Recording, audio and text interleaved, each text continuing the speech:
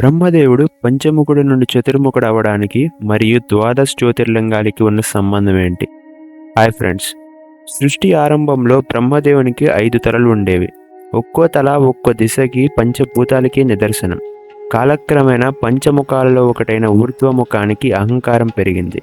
ఒకనాడు బ్రహ్మదేవుడు విష్ణువుతో నేనే గొప్ప అన్న వాగ్వాదానికి దిగాడు.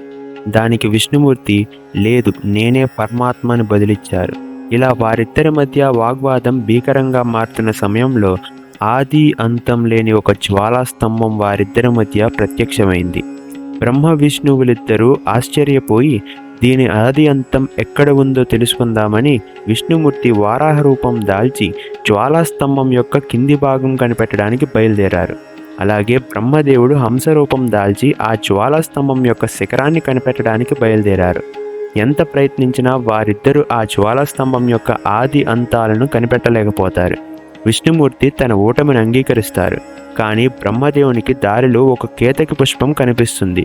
ఆ పుష్పాన్ని ఈ జ్వాలాస్తంభం యొక్క శిఖరాన్ని నువ్వు చూసావా అని అడుగుతారు.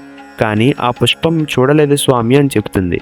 అయితే బ్రహ్మదేవుడు కేతకి పుష్పంతో ఇలా అంటాడు, నేను నిన్ను విష్ణువు వద్దకు తీసుకెళ్తాను.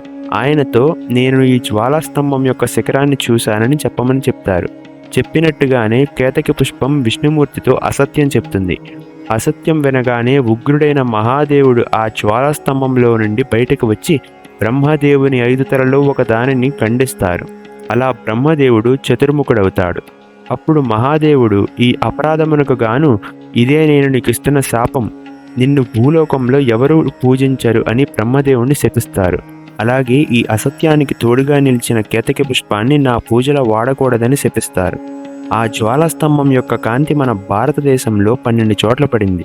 ఆ 12 ప్రదేశాలనే మనం ద్వాదశ జ్యోతిర్లింగాలుగా పూజిస్తున్నాం. ఈ వీడియో మీకు నచ్చినట్లయితే please like, share and subscribe చేసుకోండి. Thank you.